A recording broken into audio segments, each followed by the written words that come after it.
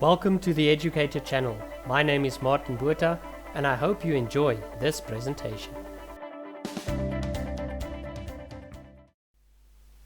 In this presentation, we will take a look at the author's note and the first 6 chapters of Life of Pi. In the author's note, the fictitious author describes traveling to India in search of inspiration for a new novel. In Pondicherry, he meets Francis Adirubasamy, who offers him an incredible story and directs him to Canada to get the true story from the person who lived it, Paseen Patel. The foreword with acknowledgements is in fact a mixture of fact and fiction, and is a device the real author, Martel, uses to get the reader to believe that an entirely fictitious story is a true story. The setting of the story is a real place, Pondicherry.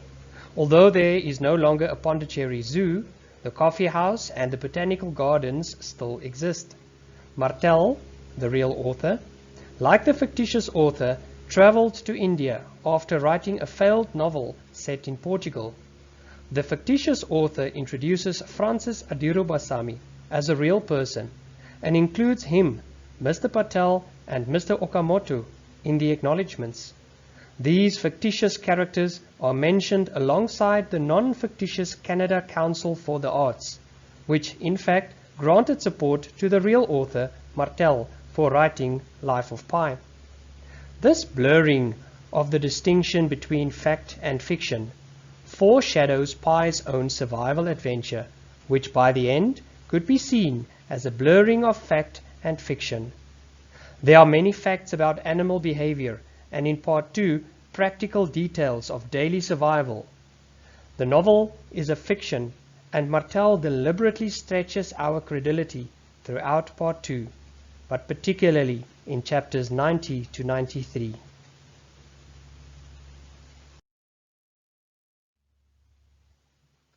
The first chapter establishes the themes of the novel. Pi's detailed lectures on the behavior of animals and their relationship with humans are interspersed between the events of his story, particularly in part 1. These not only reveal how much he knows about animal behavior, but serve to make his story in part 2 believable. The topic of his zoological thesis at university, the thyroid gland of the three-toed sloth, sounds scientific, but Pi admits that he chose the sloth because of its soothing, spiritually calming nature, and because it reminded him of God. This lack of clear boundaries between religious faith and science is one of the main themes of the novel. Chapter 2 returns to the author's report on what he is starting to discover about Pi Patel. Pi describes Francis Adirubasamy, a friend of the Patel family who had taught Pi to swim.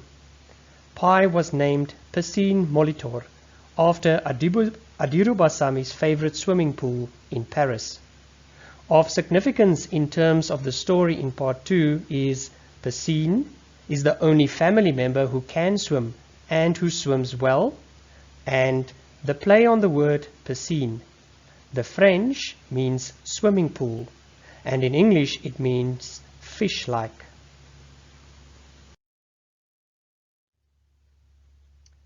Paseen describes his childhood memories of the Pondicherry Zoo.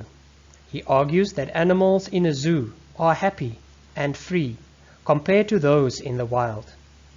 Paseen explains why people misunderstand the idea of animal captivity. Animals in the zoo have a structure and a support system that make it easier for them to meet their needs without being driven by fear and urgent necessity, and thus they do not need or want to leave.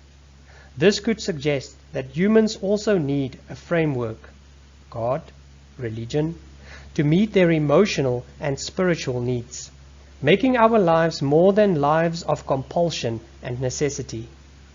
His life in part 2 is to be one of compulsion and necessity, but it is his religious faith that helps him through his ordeal.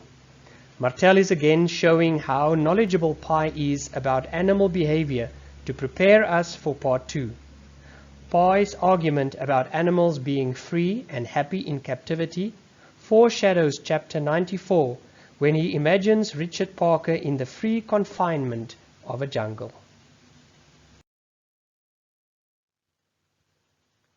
The scene explains how he came to be known as Pai. His classmates deliberately mispronounce his name as Pissing. In Canada, the author observes Pai's house is overheated and overstocked with food. Pai's habit of hoarding food foreshadows part 2 and also hints at the reason for this habit. Religious references from the Old and New Testaments and from Islam are to do with naming and identity. Pissin's reply to a pizza guy, "I am who I am," is God's reply to Moses, and some followers of Jesus were known by more than one name. This suggests how life changes can accompany name changes. He compares his taunting to the persecution of Muhammad. The symbolism of the name Pi, a mathematical symbol, is important to the tension, conflict between logic and the rationality of what cannot be entirely explained rationally or scientifically, particularly in part 2. Thank you for watching the Educator channel. Remember to subscribe on YouTube for more presentations.